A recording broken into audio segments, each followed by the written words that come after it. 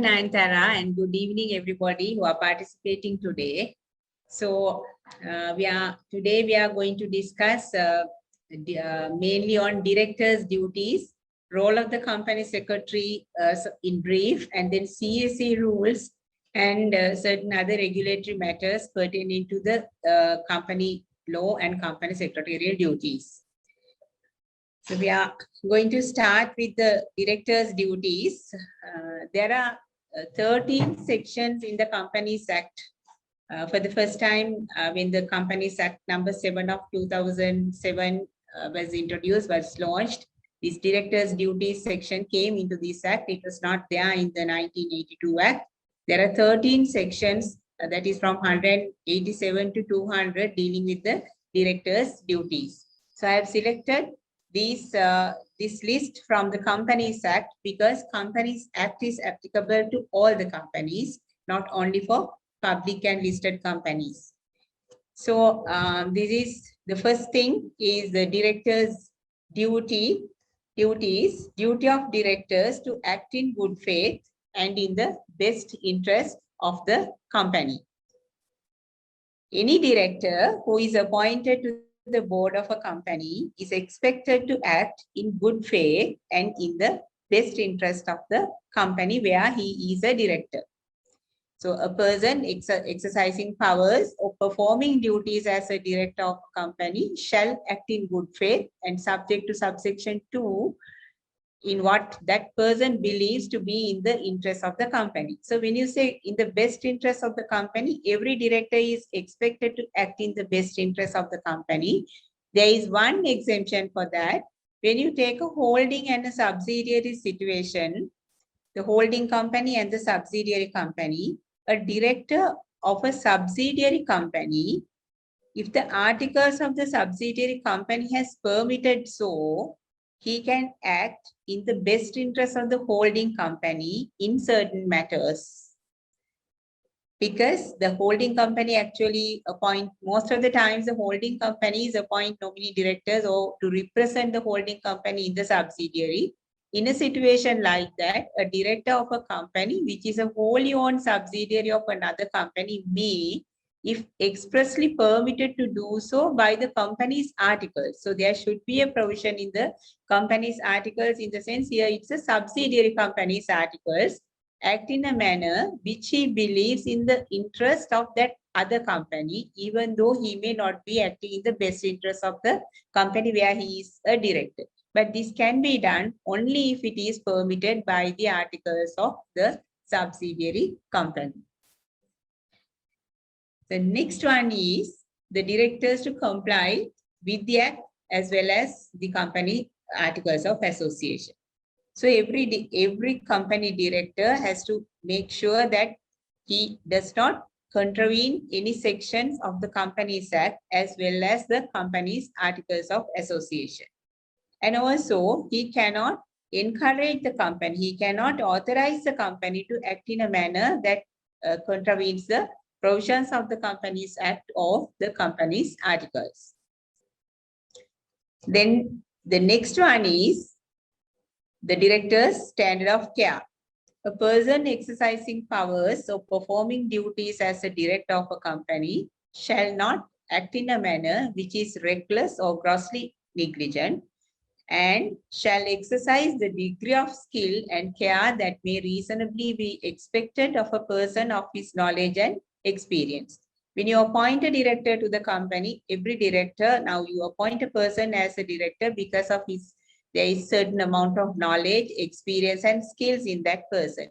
So director is expected to perform his duties always carefully, not recklessly, without being negligent, and exercising certain amount of that he has to use his knowledge and act in the best interest of the company with standard care. Then when a person is acting as a director of the company, he may not have all the knowledge with him. He has to use information and advice given by the others. Section 190 deals with the use of information and advice by a director. subject to the provisions of subsection 2, directors of a company may rely on reports, statements, and financial data or any other information prepared and given to him to utilize when in the decision-making process.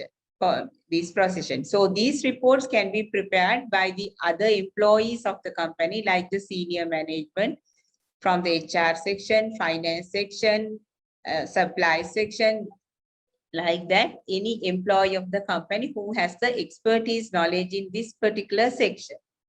Then it can be another professional advisor retained by the company for a particular purpose. Also, it can be another director working in the same company or by another committee of directors where this particular director is not serving. So their information given by any party like that, a director can make use of in the process of decision making. There is a subsection attached to that. It says provision of subsection 1, that is utilization of information by a director shall apply to a director if and only if the director acts in good faith and also makes proper inquiry where the need for inquiry is indicated by the circumstances and has no knowledge that such reliance is unwarranted. So he has to make inquiries if he feels that every time when he gets some information, before he act on the information receives, if he is of the view that he should make further inquiries about the information, he has to do that, unless he was not aware that further inquiries were not necessary. So that is called the use of information and advice by a director given by the other parties to the director. Then there is another section in the Companies Act. It talks about the information a director is having with him. In the capacity of a director, directors are privy to so much of information about the company. There are certain things that directors will come to know before the other people.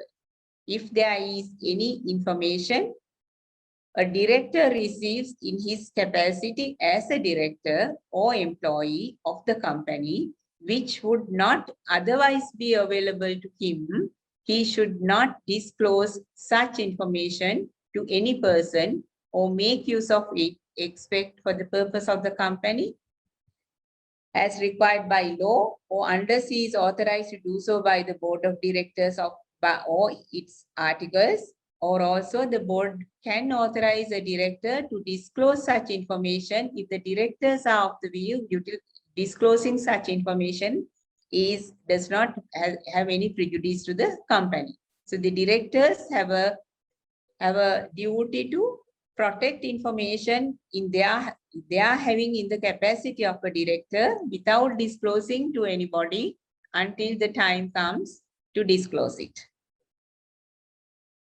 Then there are so many transactions in companies. Now, directors can be interested in such transactions in the normal course of business. So, directors have a duty to disclose his or her interest in the transactions or proposed transactions with the company. Then there is a criteria to determine whether a director has an interest in a particular transaction. So if the director will or may derive a material financial benefit from the transaction. So if there's any transaction and a proposed transaction, from that transaction, a particular director is going to derive any material financial benefit, then he is considered as an interested person. Also, if he has a material financial interest in another party who is interested in the transaction, is involved in the transaction, his director has a material financial interest in another person who is involved with this transaction. That's the criteria 2. Then the criteria 3 is director directly or indirectly materially interested in the transaction. Direct interest is something that he has a direct interest Say, for example, if there is a company and the company is going to purchase a machine, and machine is supplied by another company, and this director is a shareholder or a director of that other company, then he has a direct interest in that. But it is an indirect interest. If this director has indirect connection with that supplies company, then supplier party, then he has an indirect interest, material interest in that transaction. Then the criteria three is if she is a director, officer, or trustee of another party who will or may derive a material financial benefit from the transaction. Then the fourth one is if she is the parent, child, or spouse of another party who will or may derive a material financial benefit from the transaction. Now, the fourth one can be applied. Now, I took the first example in the supplier company. If the director of this particular company, his spouse, child, or parent is a director, then this situation, the criteria 5 is applied. So under any of these criteria, the director is considered as an interested party to a transaction or a proposed transaction by the company. Then the next question is now whether these interested directors can vote in a transaction. Actually, this is something which comes up at board meetings many times, but the Companies Act has the provision in the contained in the Companies Act is if there is a provision in the articles of association of the company for an interested director to vote, there is no prohibition for an interested director to vote in a transaction. Not only to vote, he can participate at the board meeting where this matter is discussed. He can be counted as a quorum as well, and he can attend the meeting. Not only that, if the other, if a resolution is passed to enter into the contract, he also can be a party to sign the contract. But for all these purposes, there should be a provision in the articles of association. But when it comes to the corporate governance situation, corporate governance does not recommend an interested director to participate in voting. So most of the times when matters of such are discussed at board meetings, for good governance purposes, directors excuse themselves from participating at the discussion. Also, they abstain from voting in transactions where they have a particular interest. But the Companies Act provision very clearly says, subject to the provision contained in the articles of the company, a director of a company who is interested in a transaction entered into or to be entered into by the company may vote on a matter relating to the transaction, attend a board meeting of directors at which a matter relating to the transaction arises, and be included among the directors present of the meeting for the quorum, sign a document relating to the transaction, do any other thing in his capacity as a director in relation to the transaction, as if the director were not a party interested in the transaction. All this is there if there is a provision in the articles only. Otherwise, he cannot participate, like the guidance in corporate governance. Most of the public companies, directors always abstain from voting in directors' interested contracts. Then the director as a shareholder. So the directors are, most of the directors are shareholders in the company. So there is another duty for the directors to disclose their interest in shares. Director who has a relevant interest in any share issued by the company shall forthwith disclose to the board the number of shares in which the relevant interest is held and the nature of the relevant interest, and ensure that the particulars disclosed under A above are entered in the interest register. So now there is a term here, relevant interest.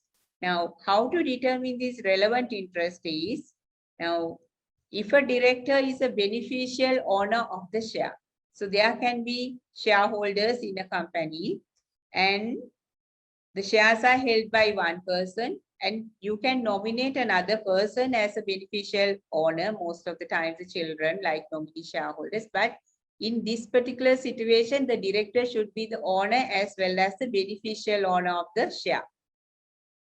Has the power to exercise voting rights attached. So this interest is actually only for voting shares.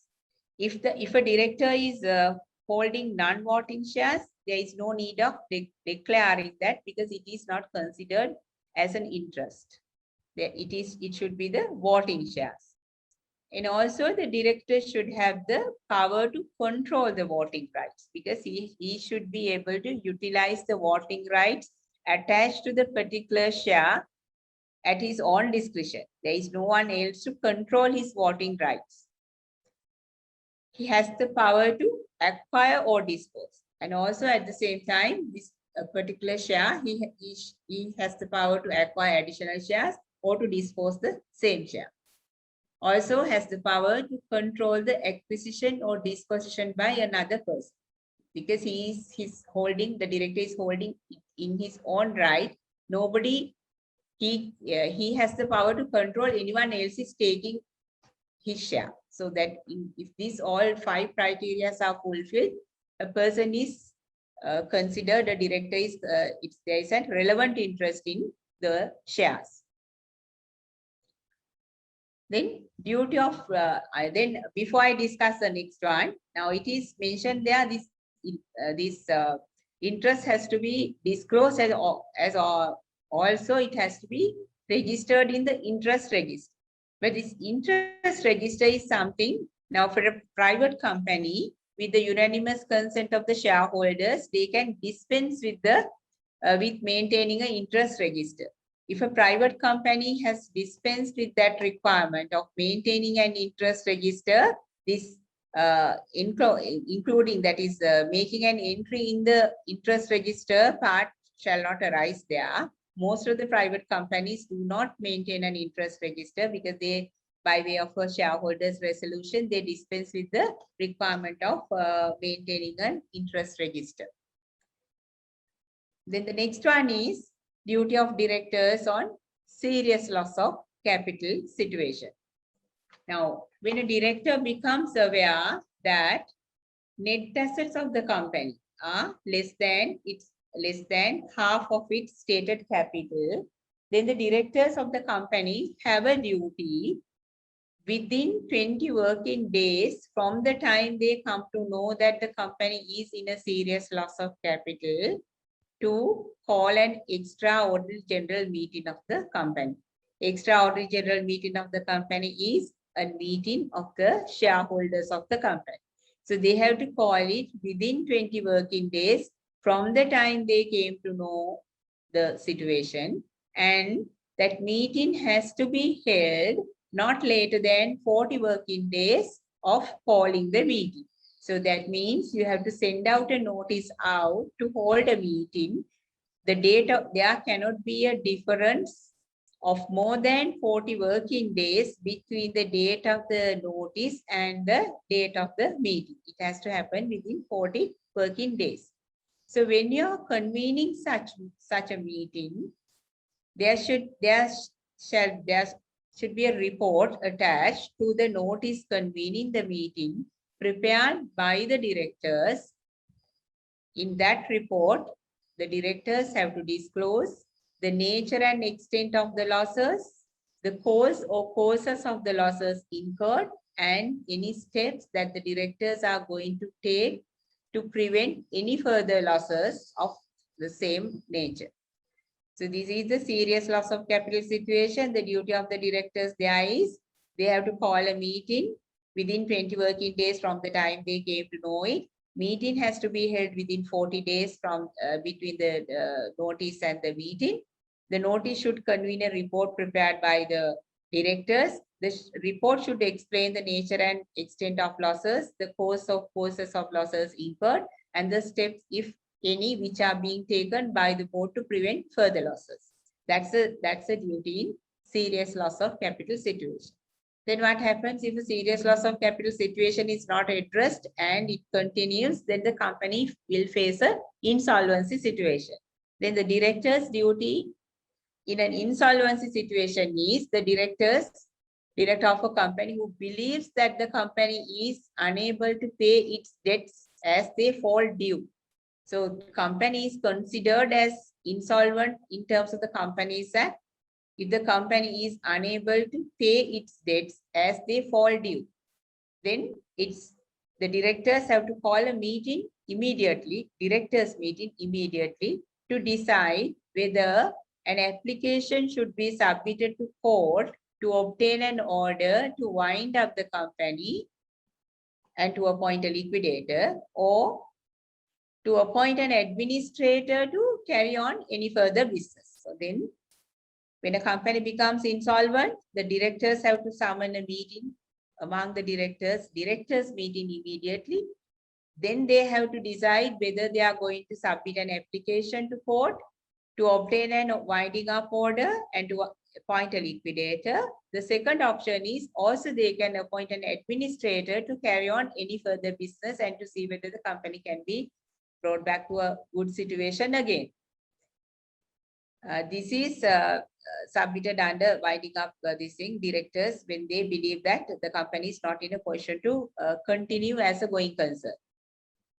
Then if you don't do, if the directors don't act at this particular time, at the correct time to apply for a winding up order, to make an application to the court, and as a result of this, if the company subsequently plays on liquidation, and at that time, when the company is placed on liquidation, as a result of this, the liquidator, at the request of the liquidator or at the request of a creditor, the court may grant an order to the director to bear certain amount of losses incurred by that creditor due to non-compliance with this section at the correct time.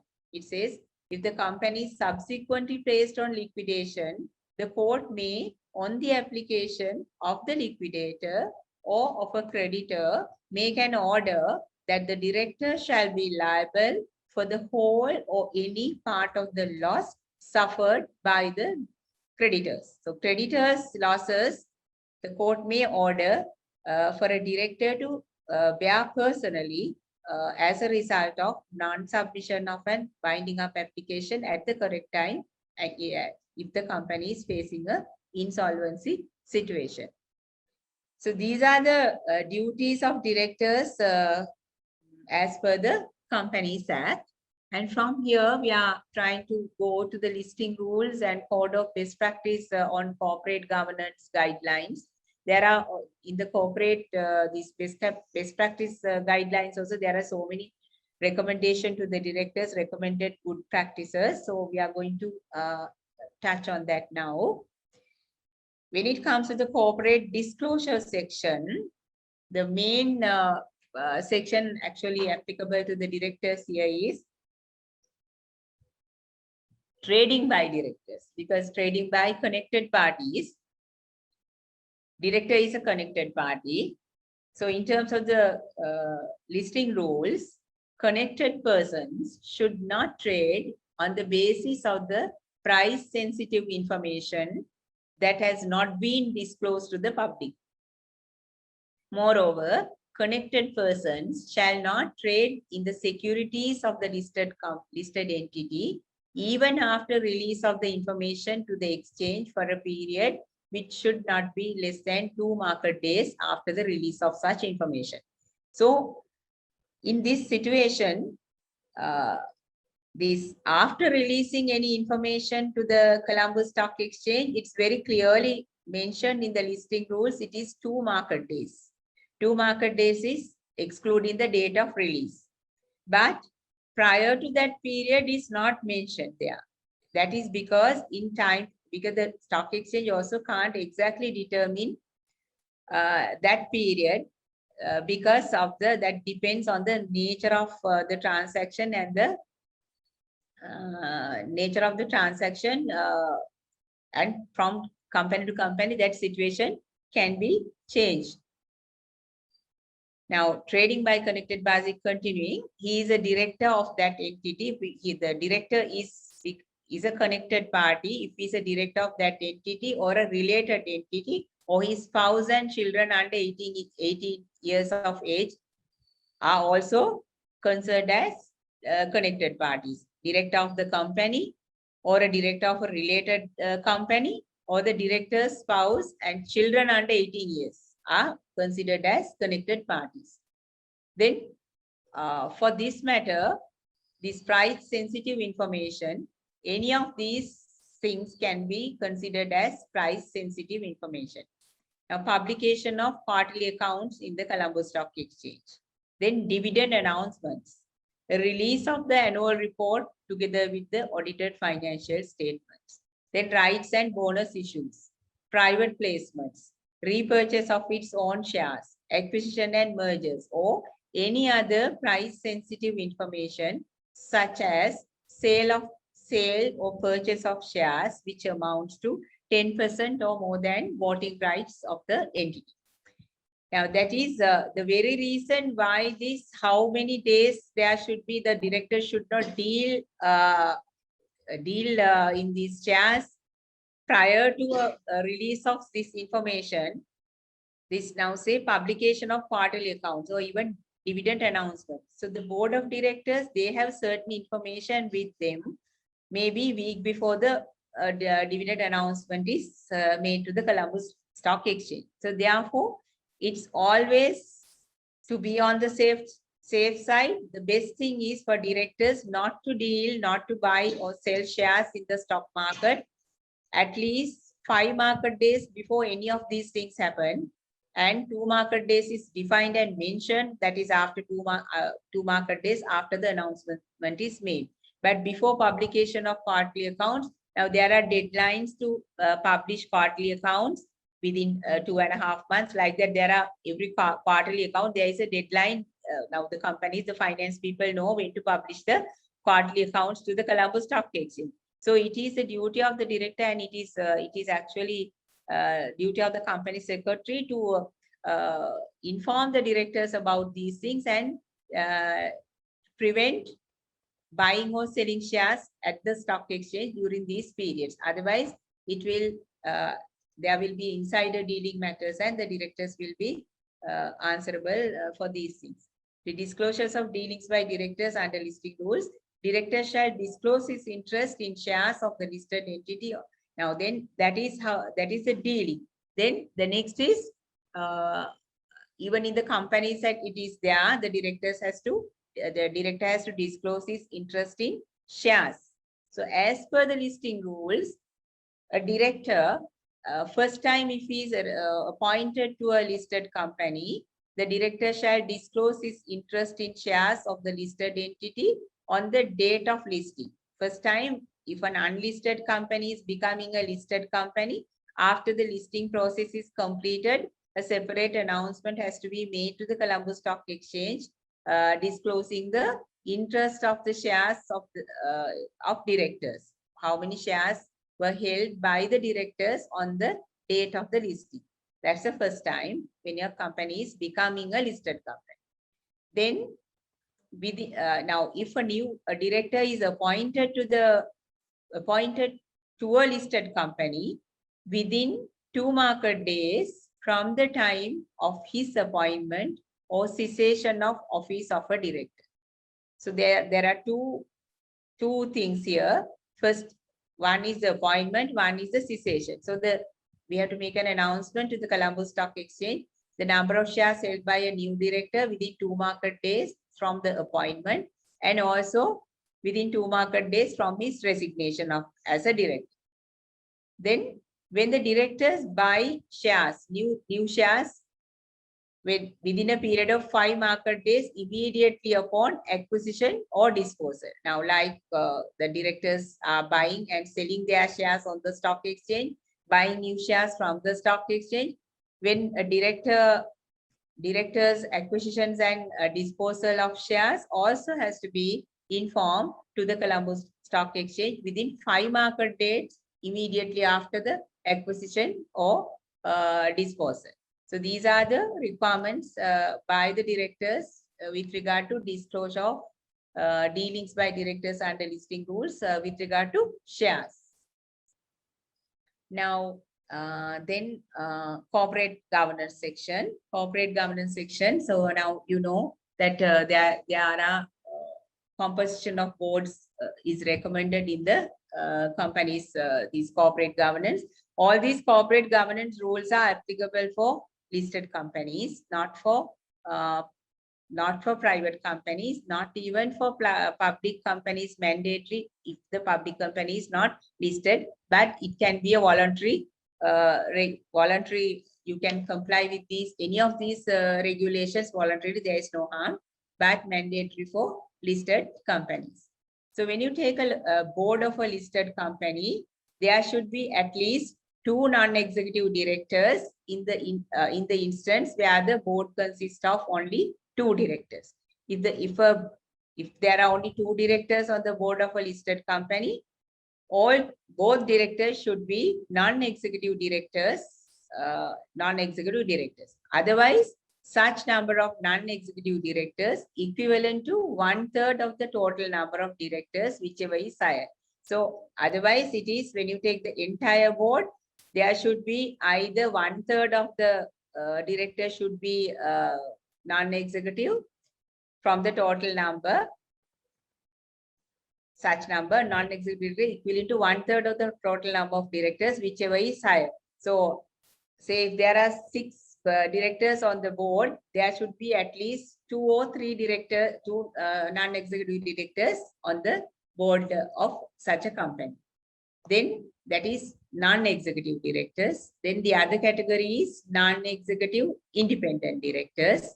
Non-executive independent directors, if there are only 2 non-executive directors on the board, both such directors should be independent. Now earlier we told that if there are only 2 directors on the board, both directors have to be non-executive.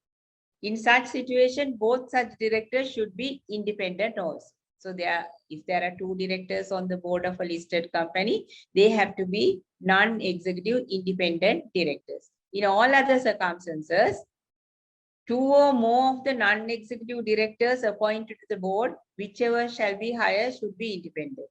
Now, if there are 4 directors, 4 non-executive directors, at least there should be 2 out of the 4 independent. In the event of the chairman and the CEO, now there is a chairman appointed. Now there are many companies, there is a chairman appointed to the board. So if the chairman and the CEO is the same person, or the chairman is not an independent director, the chairman is or the chairman is the immediately preceding CEO, under any of these circumstances, the board should appoint one of the senior independent non-executive directors as a senior independent director. There's a new term, it's not new term, SID, and disclose this in the annual report of the company. So there should be non-executive directors, then non-executive independent directors, and in the event of the chairman and the CEO is the same person, or chairman is not an independent director, or the chairman is the previously CEO of the company, such listed entities have to appoint another director called senior independent director. So the senior independent director has a separate role regarding the governance matters. So that is, we are not going to discuss it here. You can check it from that Chartered Accountants Best Corporate Guidelines. It's very clearly stated for your knowledge. Then criteria for defining this independence. Now we talked about the independent directors, and there is a criteria to define the independence. Non-executive director shall not be considered independent if he or she has been an employee of the listed entity over a period of 2 years immediately before the appointment. So a director before the appointment to the board, if he has been an employee of the same company over a period of 2 years immediately before his appointment, such director shall not be considered as independent. And also, if that director has, or if he had a material business relationship with the listed entity, where directly or indirectly, if he had some relationship, or if he is already having some business relationship, directly or indirectly, as we explained in the previous section, then he will not be considered as an independent director. And also he has a close family member who is a director or CEO in the listed entity. So the CEO, if he's a close family member of the listed entity, another director serving on the board with that relationship will not be considered as an independent director. Then also has a significant shareholding in the listed entity. Again, that director will not be considered as an independent director. The significant shareholding here is more than 10% shares. If the director is holding more than 10% of the voting rights, exactly, voting shares of the listed entity, such director shall not be considered as an independent director. Then when it comes to the listed companies, there are subcommittees of the board. This composition is also defined and given in the CSE rules as well as in the corporate governance. Now, the first is the remuneration committee. Remuneration committee shall comprises of 2 independent non-executive directors when there are only 2 directors on the board, or non-executive directors, a majority of whom shall be independent, whichever shall be higher. So either it should be 2 non-executive independent directors when the number of directors are 2, but that this does not happen. I have not come across any listed company where there are only 2 directors on the board. Listed companies, for many reasons, there are at least 5, 6, or 7, 8 directors on the board. So the remuneration committee, majority of the non-executive directors should be independent. Non-executive directors, a majority of which shall be independent, whichever shall be higher. So non-independent executive should be higher than the independent non-executive number should be higher than the executive independent other directors.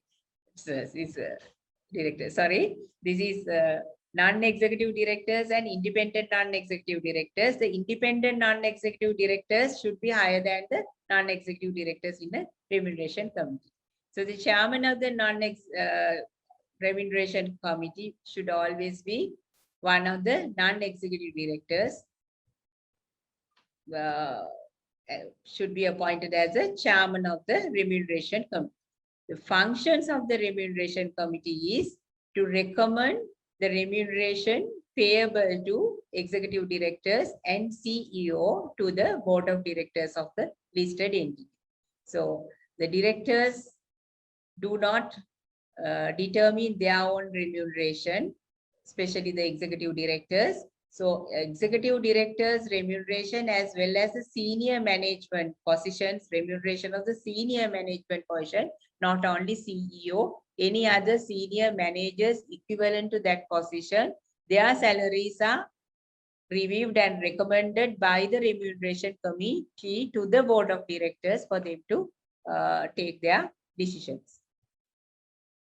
Then there's another subcommittee. It is audit committee. Audit committee is again shall comprises of a minimum of 2 non-executive directors or non-executive directors, a majority of whom shall be independent, whichever shall be higher. Chairman or one member of the committee should be a member of the member from a recognized professional accounting body. So to chair the audit committee or even at least a member of the audit committee there should be at least one member from the Institute of Chartered Accountants, CIMA, or any other recognized professional accounting body should be there in the audit committee.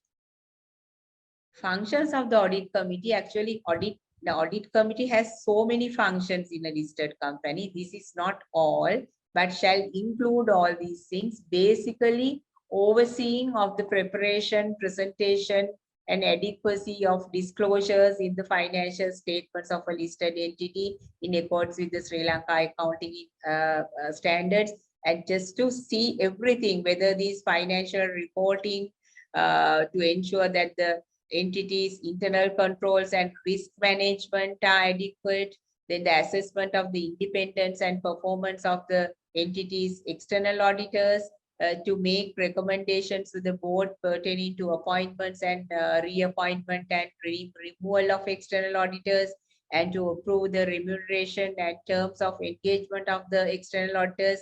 There are much more based. Actually, this will depend on the nature of business of a particular company and their own requirements, but basically their audit committee is recommending financial risk matters, auditing and various other regulations to the board of directors. Then there is another committee, related party transactions review committee. That is again composition, or should comprise a combination of non-executive directors and independent non-executive directors. The committee may also include executive directors at the option of the listed entity. This is as per the listing rules. The listing rule says the related party transaction review committee should comprise a combination of non-executive directors and independent non-executive directors. The company may also include executive directors at the option of the listed company. The chairman should be an independent non-executive director appointed by the board. As per the code of best practice on corporate governance, the executive directors may attend RPT meetings only by invitation. They are not appointed as members, executive directors, related party transaction, but they can attend the board meeting at various discussions by invitation, because there are certain information needed to be given to the members of the committee by the executive directors. Their function is a related party transaction. Their function is to review in advance all proposed related party transactions to ensure that the company does not engage in transactions with related parties in a manner that would grant such parties more favorable treatment than that according to third parties in the normal course of business. So this is the main function of the related party transaction review committee. As I have explained, this is not the only thing they are doing. There are various other things that they are involved in, but mainly to review all transactions of the company, business transactions of the company, having with the related parties, and to ensure that related parties are not getting more favorable terms than any other party who is supplying services to the company in the normal course of business. So that is that's all I have selected today from the director's side. Now the next is to discuss the role of the company secretary.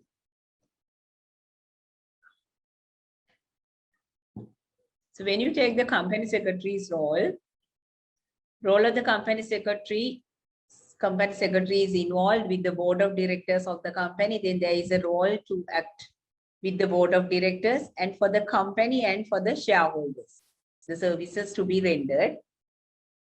Within each of these areas, the company secretary's role can be very, very diverse role. Now, there is a fiduciary duties for directors, that is to act in good faith, to act in the best interest of the company.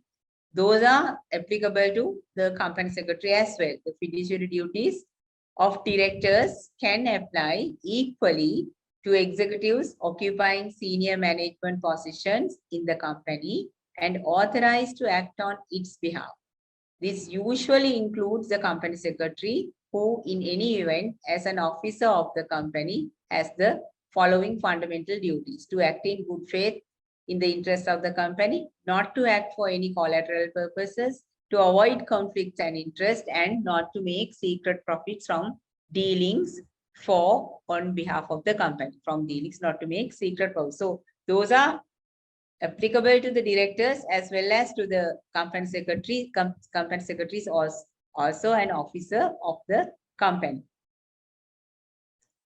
Towards the board of directors, the role of the company secretary, there are many things to do, but out of that, mainly to ensure that the the procedures for the appointment of directors is properly observed.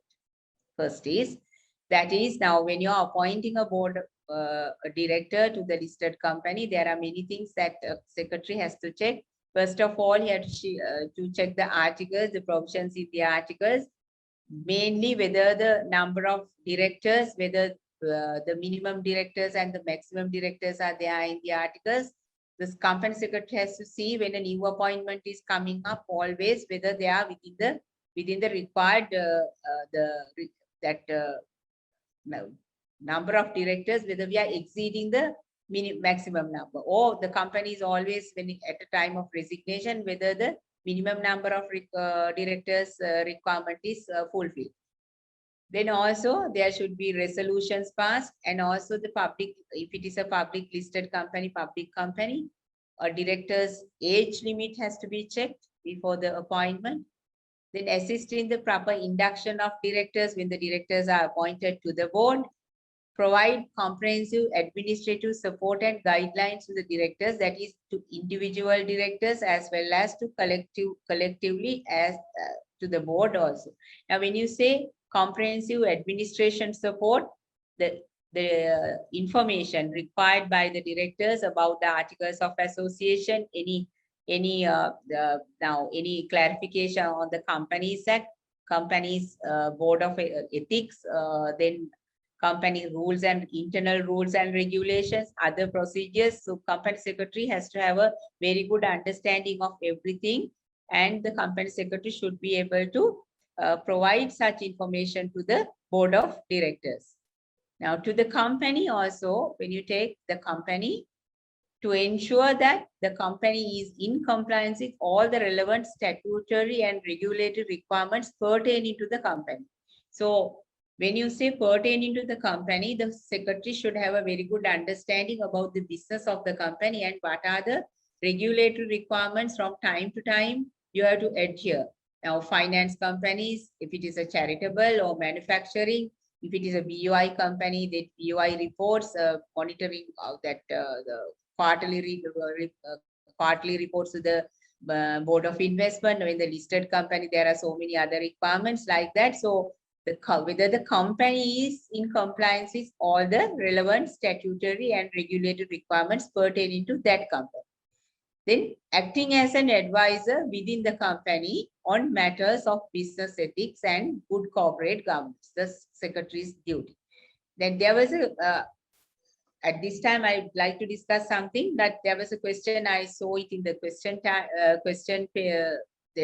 questionnaire.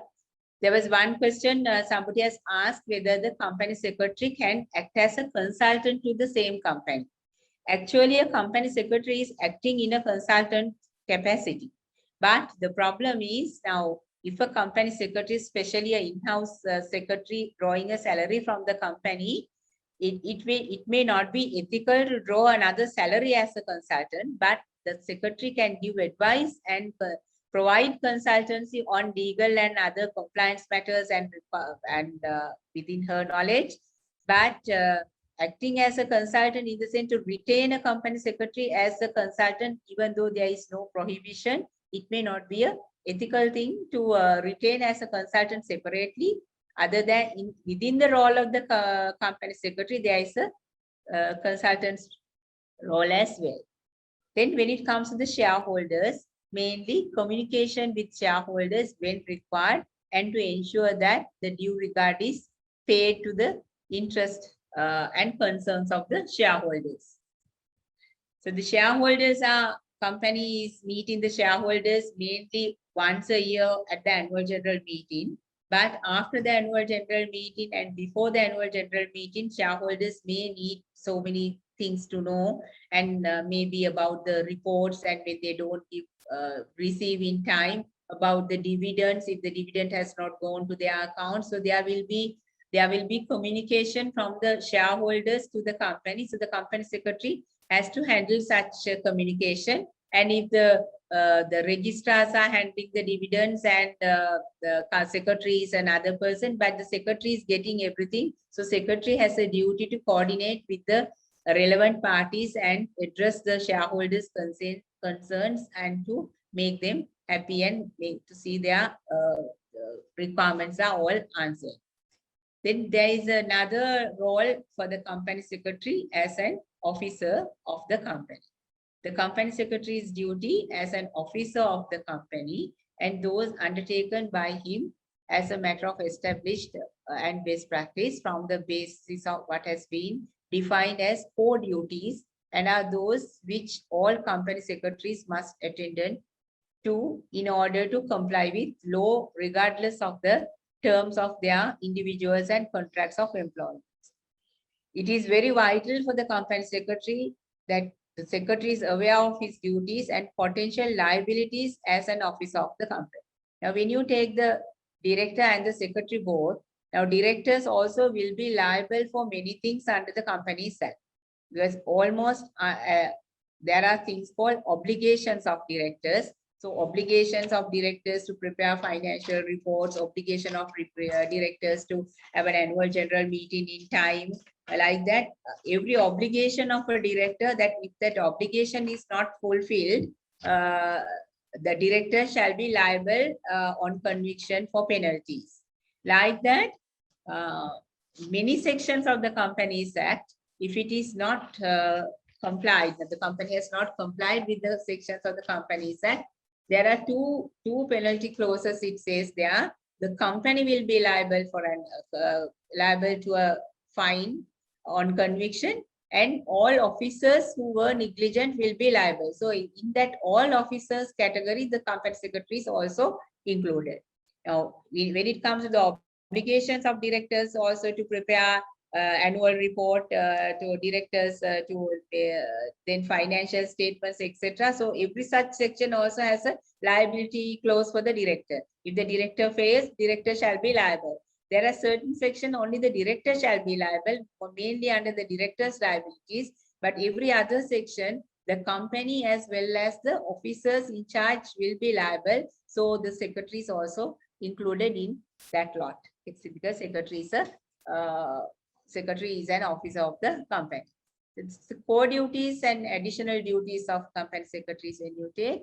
Under core duties, handling board meetings and meetings of subcommittees of the board, general meetings, then companies' articles of association, corporate governance, stock exchange requirements, statutory registers, statutory returns, share registration, shareholder communication, annual report, accounts and interim statements. All these things come under core duties. When you say handling board meetings, everything pertaining to the board meeting, sending the notices in time, collect the board papers and send the circulation of board papers, then proper communication with the directors before the meeting, then attend the meeting, prepare the minutes, send the minutes in time, record the minutes and to maintain the proper minute book. And after the meeting also, the decisions taken by the board of directors have to be circulated to the relevant senior managers for action, extracts or whatever, as per the practice of the company. So that is a very important duty because you can't wait till the next board meeting to do that. So immediately after the board meeting, minutes have to be finalized and the extracts have to be sent to the relevant parties for action. Then subcommittee meetings also, if the company now, if the secretarial function is outsourced, sometimes the company appoints an in-house person to attend to subcommittees, but sometimes the company secretaries are requested. Whatever the arrangement, there is a duty of the company secretary to attend the board subcommittee meetings and attend to the subcommittee matters. When it comes to the general meeting, there are so many things to do for the company secretary, especially for listed companies. That to send the notice in time, to get involved in the preparation of the annual report, and after the meeting to file the annual returns with the registrar of companies. And if there are dividends, if there's a dividend declared, coordinate with the registrars about those matters, make the correct announcements to the Colombo Stock Exchange, etc. Then the articles of association. Most of the times, the articles of association is drafted by the company secretary. So from time to time, the articles of association have to be, you have to know, the company secretary should have a very good knowledge what is contained in the articles and to see whether the provisions of the articles of association are directors adhere to the provisions, or whether the company is within the articles of association, it is the duty of the company secretary. The corporate governance matters, all what we discussed, to see the composition of boards, and then from time to time whether everything is happening correctly as per the corporate governance requirements is the company secretary's duty. Then stock exchange requirements, then filing, maintaining the statutory registered under the Companies Act, then to file the statutory returns to make sure that when you say statutory returns, it's not only the EPF, ROC matters, even EPF, ETF, anything, the coordinate with the relevant parties, whether everything is filed and paid in time, because the company secretary has to prepare a report for the board, compliance report for listed companies. So in that compliance report, all these things are included, whether the company is in compliance with all the regulatory and statutory requirements. So then annual report, shareholder communication, etc. So then additional duties. So additional duties, if the company secretary is an employee of the company, there may be additional duties assigned in other areas such as human resources, accounting, public relations, etc. to the company secretary. The professional background, previous work experience, and the capabilities of the company secretary will gradually dictate the nature and the scope of these additional responsibilities. So that's all what I have prepared for the presentation today. So now it's 5.5 hours more for us to go for the questions. Okay, thank you for listening. Thank you for presenting and taking us through a lot of information regarding the director's role and the secretary's role. We have a lot of questions coming up. So let me start this with some questions related to director's duties. So how to appoint a director to the board, and what are good practices in composition of a board of directors for a private limited company? Yes, private limited company, in the sense now we were mostly talking about the listed companies.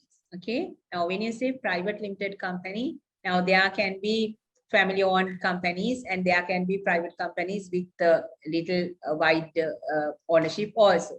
So the private limited companies, appointment of the directors is, now the first thing is there is no nomination committee in private companies, no practice. The directors is actually the chairman or somebody recommends, depending on the requirement of the board, to appoint a new person. So first the company secretary has to see whether there are any age limits for the directors in the articles and the director is within that age limit. And if it is so, first is the board resolution to appoint a new director. A new resolution has to be passed by the existing board to appoint a new director. And then the new director has to sign a consent form to be a director. And then there is a return form to be filed with the Registrar General of Companies, Form 20. It has to be filed within a working number, within 20 working days. It has to be filed with the Registrar of Companies and apply for a certified copy and give it to the company for them to do the rest of the work. Now, when it comes to the ROC matters, now ROC matters are all online. Therefore, you are not in a position to generate a Form 20 if certain requirements are not fulfilled, especially if the companies have not filed their 2020 annual return, and if it is not approved by the registrar system up to now, you can't generate a Form 20 from the system that is there. So other than that, it is a board decision, board resolution, consent form of the directors, filing with the Registrar of Companies, and obtaining a certified copy. When you say the good practice, the good governance, it is actually has to be decided by the company. When you are taking a director, whether that person will be able to do a valuable contribution to the company, even though it is a private company, the business, whether there is any value addition from that director. So that's the most important thing to see when a director is appointed to the board. Okay, that answers our question. I'll go to the next question. what is the decision-making procedure of board meetings? Decision-making procedure at board meetings is always a simple majority. That is actually if there are 10 directors on the board, if 6 directors voted in favor of a decision, that decision is carried. Simple majority is that. So their board decisions are always simple majority decisions, but sometimes depending on the articles of association of a company, if there is a casting vote given to the chairman of the company by the articles, in an equality of vote situation, the chairman can use his casting vote either in favor or against. So then there will be a decision. If five and 5 are in favor, 5 are against, such a situation, if there is a casting vote for the chairman can use the casting vote at his discretion in favor or against. And also I must say that when it is the Companies Act does not recognize executive directors, non-executive directors, independent directors, non-executive independent directors or anything. Directors are all equal on the board as per the Companies Act. So therefore, no special powers given to, no special voting rights given to any director. Every director has one vote. Every director has one vote at a board meeting. Yes. Okay. There's a scenario-based question a little bit.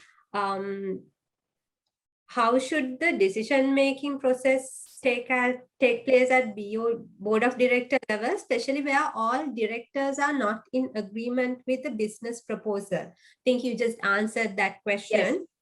Yes. Example, does 1 out of 2 directors representing minority interest have equal say and decision-making power as the other? So I think it's assuming there are 2 directors and 1 representing the minority interest. Do they have equal say in decision making? Yes, they have equal say in the decision making process at board level. At board level, it's all the directors are considered equal. So everyone has only one vote.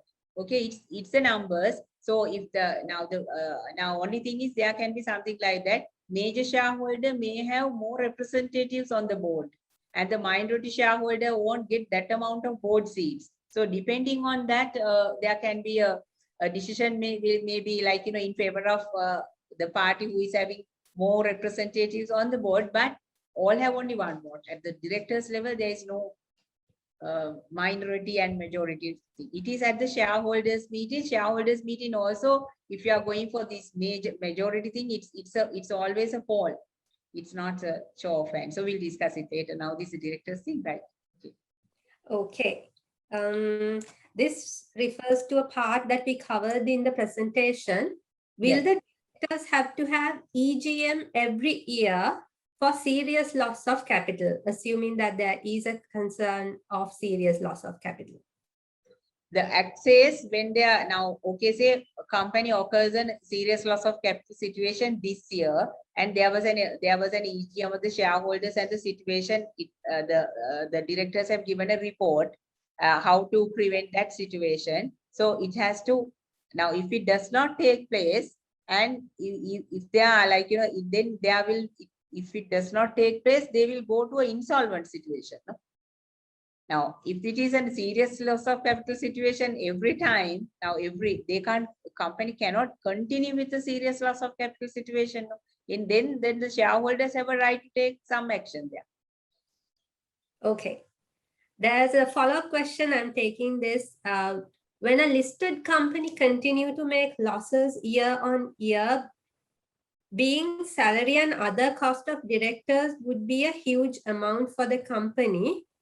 What is the shareholders' right to decrease the directors' expenses?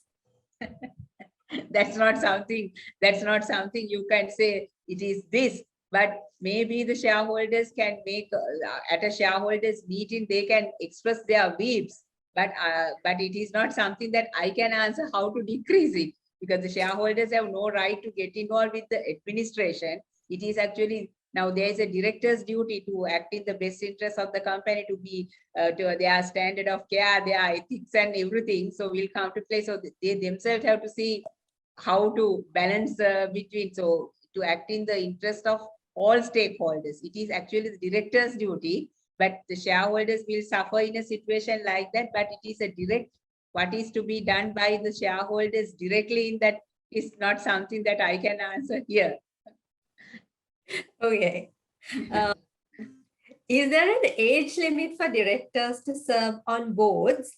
And what's the maximum period of time they can serve?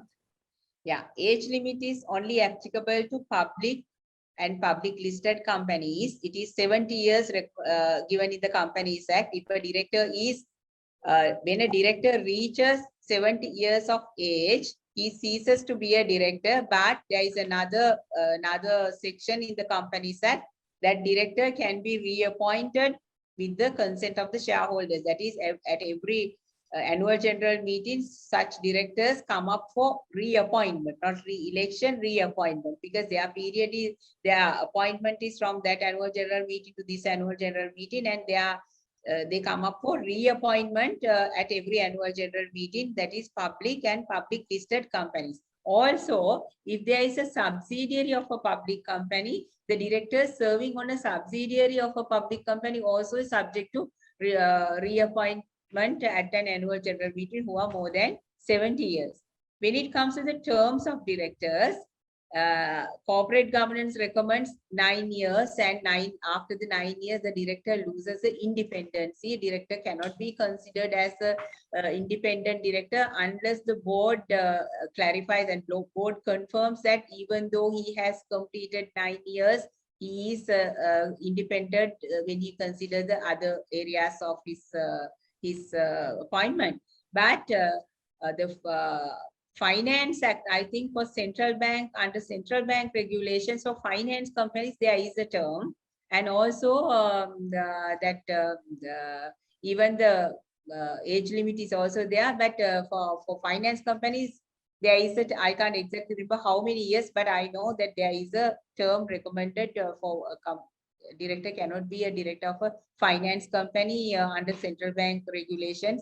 There is a certain amount of time that even for private companies also, if the directors so wish, and like, if the articles define specially non-executive directors, they can define a term. They can define a term, but it's not mandate. That depends. Okay. Can a director be removed from a board? Yes, a director can be removed from a board under a particular section of the Companies Act. First of all, there should be a provision in the Articles of Association to remove a director by a shareholders resolution. The company, as per the Companies Act, it has to be a shareholders resolution. But if the articles say it is a director's resolution, it is. But there is a particular way to do that. You had to call a meeting of the directors and the shareholders as well. If it is a, firstly, I'll take the shareholders situation. If it is a shareholders resolution, you have to convene a shareholders meeting, and also a director or director should be invited for that meeting, especially that director who is to be removed also should be informed about that meeting. And there are when the notice is received by that company, by the director, he can give his representation to the board, and he can request the board to circulate that representation among the shareholders. For that purpose, there is a 14 days interval given, because so that means you can't, if you are calling a meeting of shareholders to pass a resolution to remove a director, the notice of meeting should be more than 14 days. Definitely a 14 days you have to wait for the director's representation. When the representation comes, there is a duty to circulate it among the shareholders. And so shareholders have to reply. And so therefore it should be about 20-21 days notice period to call a meeting. So that's the implication there. And there is another option in that section, if I remember correct. If the directors so wish, they can apply to court and get a order from the court not to circulate the representation among the shareholders, or to charge the cost of doing so from that particular director. But the director can be removed under that particular procedure. Can be removed. Not, I mean, there has to be justifiable reasons, but the removal of directors, there is a provision. Removal of a director. Okay, we are getting a lot of questions, so we'll hurry up with the questions, and you can answer, give brief answers if possible. Right. To what extent can an independent director get involved in company operations? So this would be for a public company. Company operation in the sense direct operation?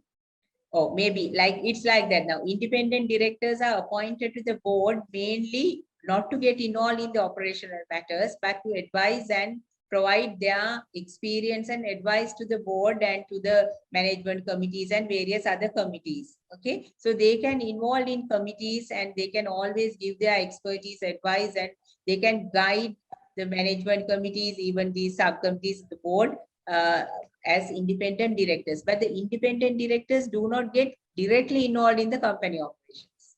Then they will not become independent directors. Their independency is now, there was a criteria to define the independency of a director. So then independent directors are there mainly, they are in a advisory capacity, and their contribution from their knowledge, they contribute in an advisory capacity. There are certain things that they can get involved, but I exactly don't know what does this person means by operational activities. I'm also not clear on that, because that was the question that we received. So I think we answered that question. Can you tell us how to grant loans to directors? Yeah, granting loans is as per the Companies Act. There is a section now, as per the Companies Act, you cannot grant loans to directors. Okay, you cannot grant loans to directors. Definitely for public and public listed companies, because granting loans or even a company to act as a guarantor to a loan obtained by a director from a third party is prohibited. But for a private company, with the unanimous consent of the shareholders, if there is a resolution with the unanimous consent of the shareholders of a private company, a loan can be given to a director. And in terms of the Companies Act, that is section 31, there is a unanimous consent section. In there, it is if the shareholders agreed unanimously to give a loan can be given to a director for the purpose of the company, or whatever they can give a loan, but not for public and public listed companies, because you can't get the unanimous consent of the shareholders for a public company. It is only that section is applicable only for a private company. Okay, I think we answered. Let's move on to questions related to secretaries as well. Yes. Can a company director be the secretary of the same company if he or she have qualifications? Yes, it's not in a single director, single shareholder situation. If it is a single director, is a single shareholder also in a private limited company, that director cannot be a secretary. But if there are two directors on the board, one director can be the secretary if he has the required qualifications. Okay. There's another question. Can the single shareholder be the secretary?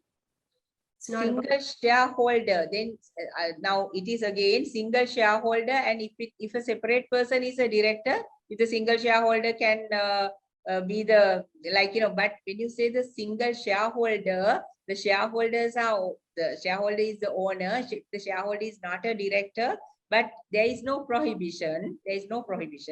If the shareholder has the qualification to be a director, but director has to be another person.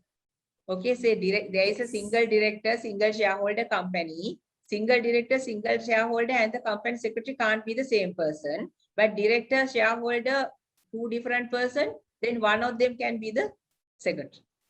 There's no Yes. provision. Yes. And there's a question asking the registration process of a company secretary. Yeah, as I told earlier, the registration is now online. Now the registration, you have to visit to the website of the Register of Companies and do your registration. Now there are certain persons who are authorized to obtain a registration with the registration number, that is attorney at law, a member of the Institute of Chartered Accountants, Chartered Secretaries, CIMA accountants, like that, from qualified from a professional body. I think there is a lot, there are in that list now, there are a number of institutes, they have obtained this permission from the Registrar General of Companies to obtain a license. Then you will be registered as a company secretary with a registration number. What I'm not sure is, now earlier there was a provision for a company which is a company's turnover, based on the company's turnover and the issued capital those days. That is, turnover is less than 1 million per annum and the issued capital is less than 500,000. Such companies were allowed to operate with the secretary who is not professionally qualified. You can attend to this work, but not professionally qualified. But under this new EROC system, even I'm not still too sure whether that provision is there. Other than that, now the provision is, first the company secretary has to obtain a registration and get the registration number and obtain a logging for the company secretary from the system, and then act as the company secretary. That unqualified persons for a small company, that to retain anybody as a secretary, that whether that provision is there or not, even we still couldn't check, because we are still that system is also still in a try now. Still, they are doing a lot of development into the system. Okay. I know there are different experiences that the Yes. company secretaries are facing. Yes, facing, yes. Yes, and I'm not asking you those questions also. Yes, we have yeah, I know. the Yeah, same line. Yes. Related to the same question that we discussed, Yes. there is a question asking, if a company's turnover is dropped below 1 million consecutively and its stated capital is below 500,000, and the company's professional qualified secretary is resigned, can a director of a company be appointed as the company secretary? Yeah, it's the same thing. Now this company should be like, this company now already, I believe that this company is already registered with the 2020, and that is, yeah, it's in the system. So then from the system, whether the system will allow the director to be appointed as a secretary without the registration as a secretary, that is the thing that I'm still not aware. As I told you, now I know this situation manually. Yes, manually you could have changed the company secretary by filing a form 20 and stated now under the qualification section to say that the turnover is less than this, then there wouldn't have been an issue. But now at the present system, I don't know exactly whether it is allowed. I have to check that and see. Okay.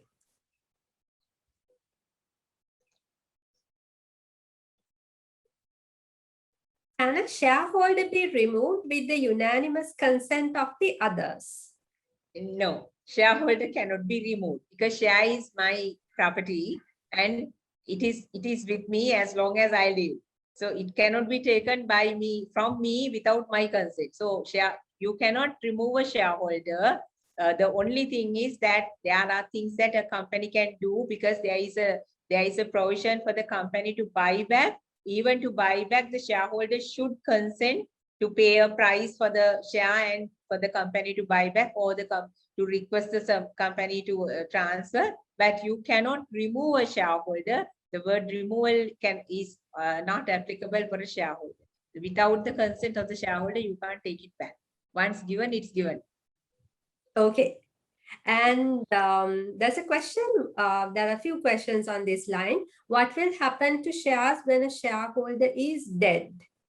Yes. There's the question similar, I'll add that also. In one of the family-based companies, the father has died in 2015 and his share of 40% still remain without any change as of today. How can this share be transferred to the remaining shareholders? What can be done now? So this Okay. happens when I'll take the second question. Then the first question will be automatically answered. Okay. Now, when a shareholder dies, now if there was a testimony, if there was no will, and if there were no other assets belonging to him, okay, say now the threshold is 4 million rupees, 4 million. If a person's estate value is less than rupees 4 million, now you don't have to go and file a testamentary case to distribute the assets. So now, if the total assets of the estate, the deceased person had assets more than rupees 4 million worth, they have to file a testamentary case, and these shares also will form part of the inventory of the testamentary case. So according to the court decision, then the will be like, mostly the wife will get half and the children will get half. That according to that, the shares will be distributed. So that anyway depends on the court decision. Maybe various other things will come up somehow.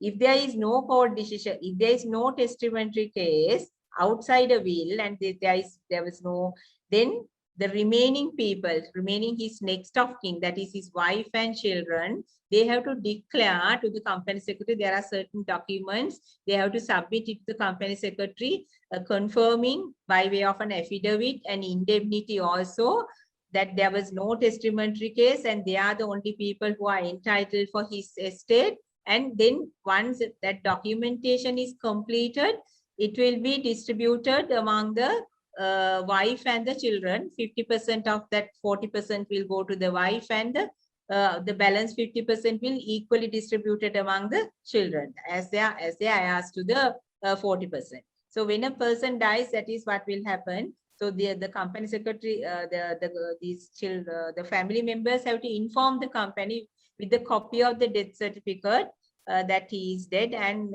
if there was no testamentary case matter, if there was no less than 4 million asset value situation, by giving an affidavit and other documents to the company, they can get it sorted out. Okay.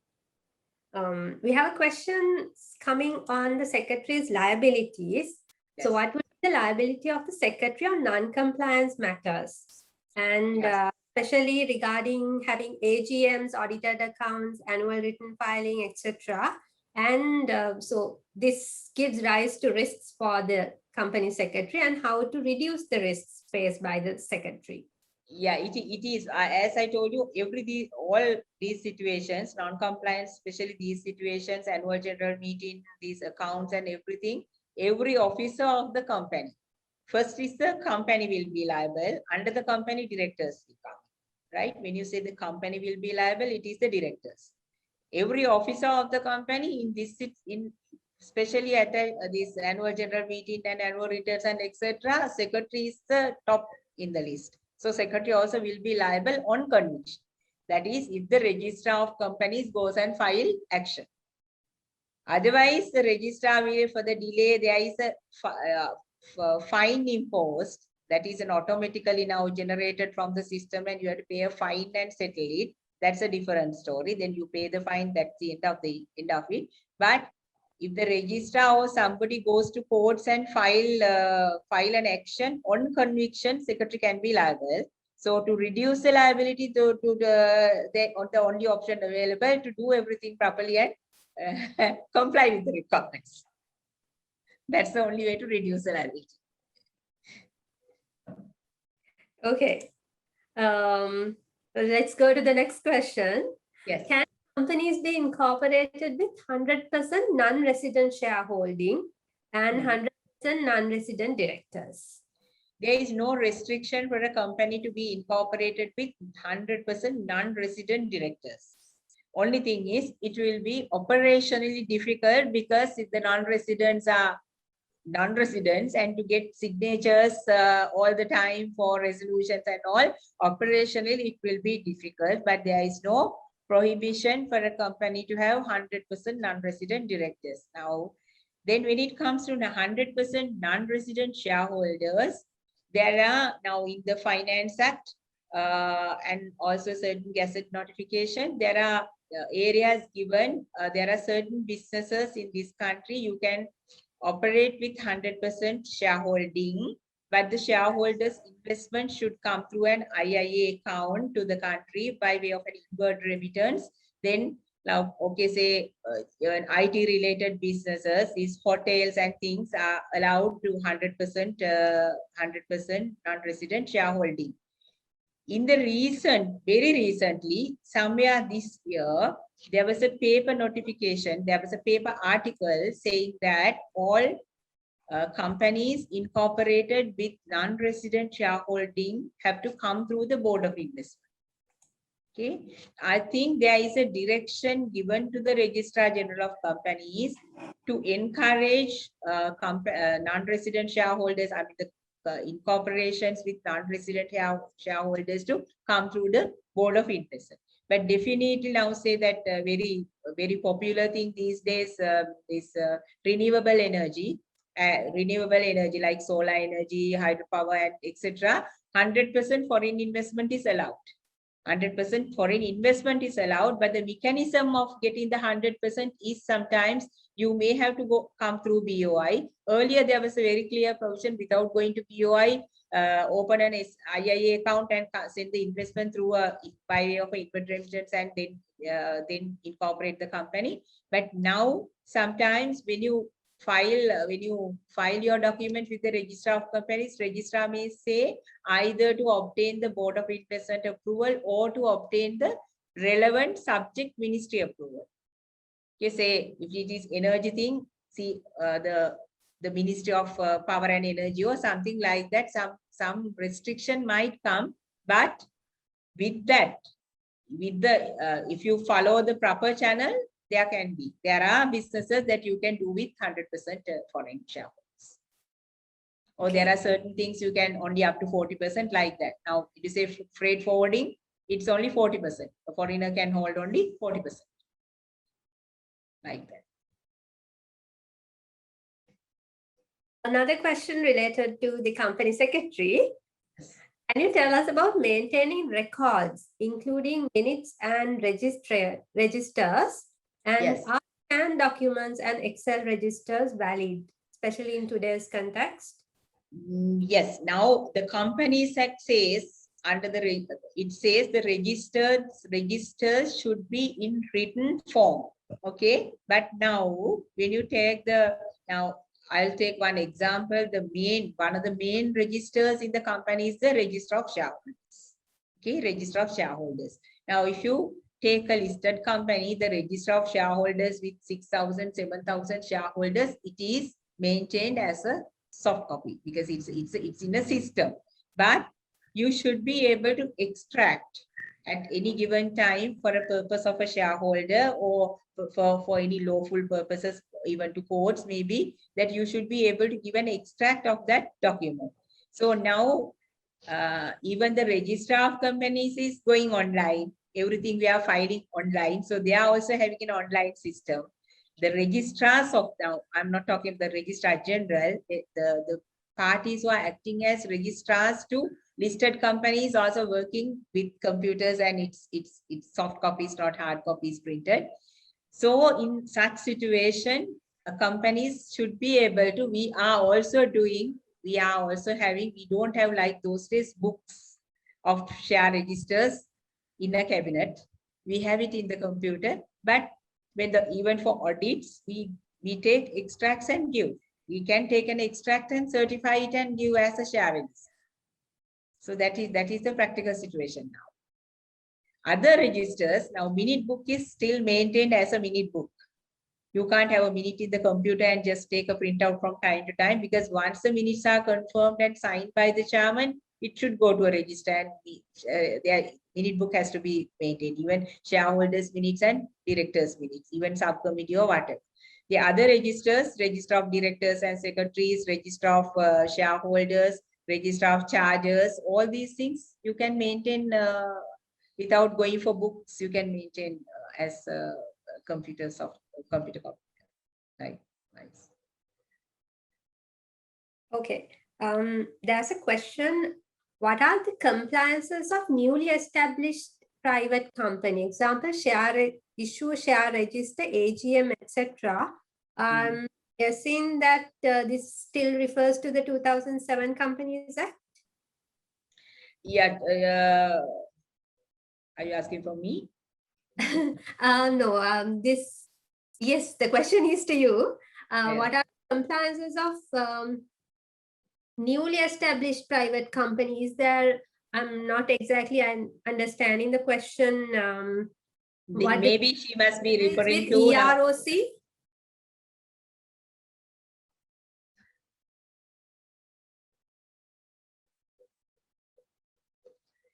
So I think I'll raise the question again. yeah. Anyway, shall I? The way I understand is she must be meaning when a new company is established. Now, what are the now? Okay, when a company is incorporated, during the year of incorporation, there is no need to have an annual general meeting. Okay, so if the company is incorporated this year, now we are in July, they don't have to have an annual general meeting this year.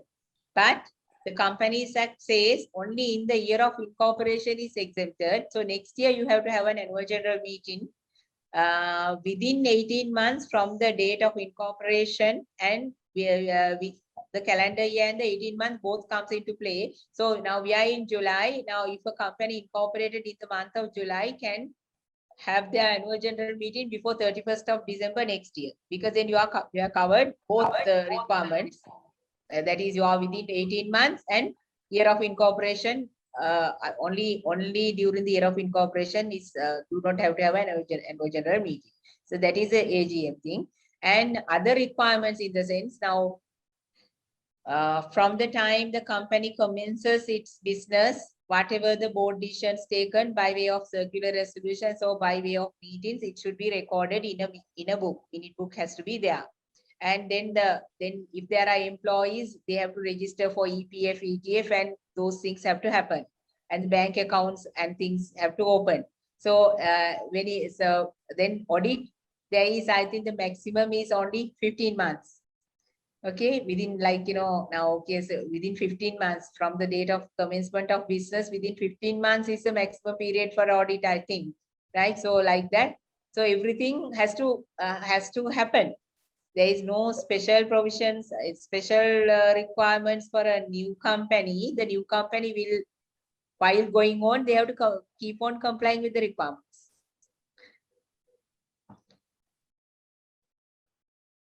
Okay, let's go to the next question. This is regarding the company secretaries and the risks faced by them.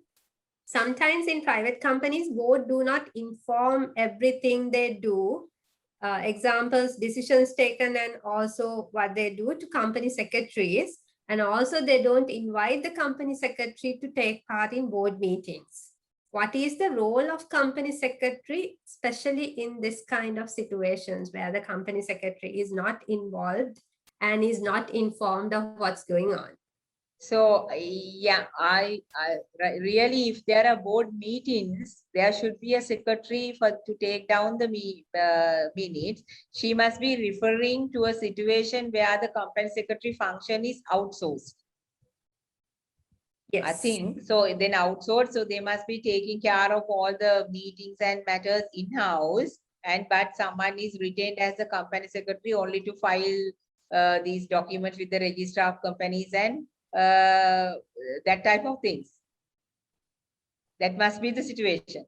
Yes, let's assume that's the situation. Yeah. So in a situation like that, so if that is the company's decision, the person who is acting as the secretary there's nothing they can do. But only thing is that if something goes wrong, if some litigation matter or if something comes up, then they have to provide, they have to have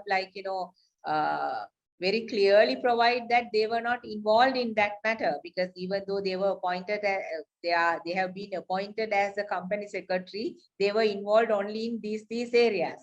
So that is not a very good thing. Anyway, I must say it's not a very good thing. At least if there are board meetings, even if they have the minutes, they have to send a copy of that minutes to record officially with the company secretary, because that is the place the minutes should be there. If it is even in the registered office, it should be with the knowledge of the person who is appointed as the company secretary. If someone else is doing everything and without the knowledge of the company secretary, it's not a good thing. It's not a good thing to do.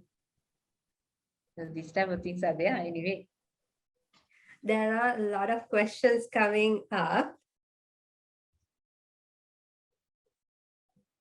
I'll ask this one.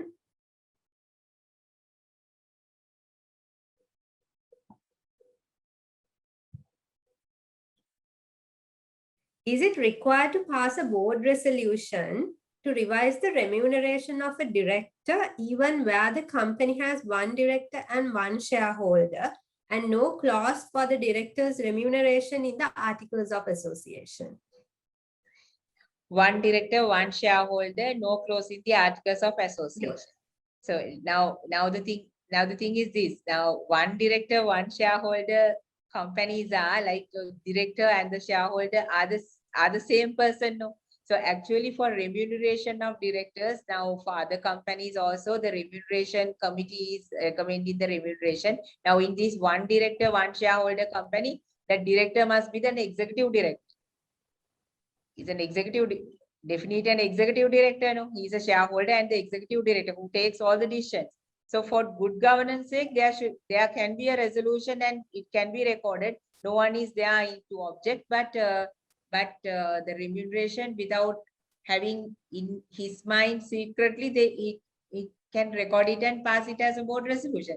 There is no harm in that. But yeah, there is if the article also does not say, even there is no mandatory requirement also to do that, because as the single shareholder and as a single director, he can pass his own resolution as a shareholder to do away with certain things. Yeah, under unanimous consent of the shareholders.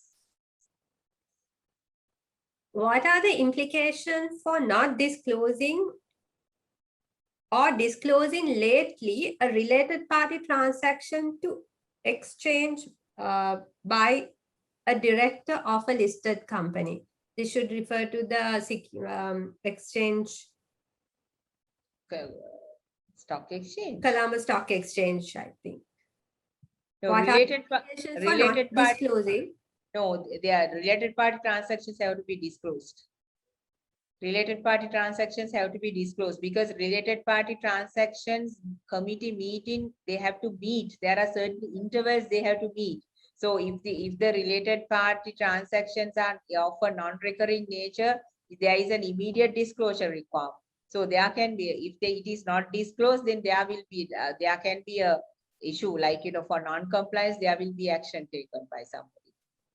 Okay, there are implications yes. for not disclosing and also disclosing lately, not immediate disclosure, late disclosure for related party transactions. Yeah, late disclosure, even the related party transaction. Now, we exactly don't know what action will be taken by the Colombo Stock Exchange, but it is an offense. It is definitely an offense because you have to disclose, and when there are immediate disclosures do not happen, Stock Exchange will write to you and they will take action based on the gravity of the incident. That will be something like that. Okay, we have come to the end of our knowledge forum. I would like to ask Mrs. Chandani whether you have any advice to give to our audience that is joined with us, those who are in the practice of company secretaries and also directors and professionals who are working in business and working with the company secretaries and the directors in carrying out their duties. So what is your input as a last message in order to ensure compliance? Yes, actually the best thing is to comply with, firstly comply with the Articles of Association. So you have to have especially the company secretaries and also the directors. Firstly, you have to have a very good knowledge of your Articles of Association and comply with the provisions contained in the Articles of Association. when you are complying with the articles of association, if there is anything to be referred further, it will automatically come. Because if you are reading the articles, if you check the articles all the time before you do something, whether you are within it, that's the best thing to do. And also now there are like, now when it is a listed company, it's quarterly returns, then annual accounts, annual general meeting, and if it is a BOI company, BOI monitoring reports, then when it comes to EPF, ETF, PAYE, so all that, if you have a calendar with you, and yeah, the directors also have a duty to ensure that all the senior management, they do it in time. That is why we get down a compliance report to the board of directors and for their meetings, because they have no time to go and see to individual people to check. So when the compliance report comes, it is indicated whether the company has complied in time, and what are the delayed compliance, and was there a reason to delay, and especially during the last year and this year, due to these health guidelines and COVID situation, there were delays. But delays were reported to board, and with justification as to why they could not do it. So that is the best thing to do. Always comply first with the articles and have a very good knowledge of the industrial regulations applicable to your own company, and try to comply with that. And even if there is a delay, to a justifiable delay, and comply with it as soon as possible, then there won't be any problems. Okay. With that message, we have, it's time for us to wrap up. I would like to tell our participants that this recording will be available on CS Sri Lanka Facebook page, because we were doing a live streaming and we had participants joining via Facebook also. And we will be sharing the PowerPoint presentation with you, with the registered participants. And also, apologies for not being able to take all the questions that were directed to us, but you can speak with Mrs. Veragara directly. The contact details are on the chat. That is, you can email to nexia@eureka.lk, or else speak to her on 2368327. The contact details are on the chat. With that, let me wish you all a good evening. Also, the feedback form was shared on chat. Please fill it to obtain your CPD hours and to give your valuable feedback on how YCAF can improve the knowledge forums. So I thank Mrs. Chandani Veragara for this very insightful and practical session. I personally learned a lot. And I'm sure that our participants also would have benefited from joining with us today.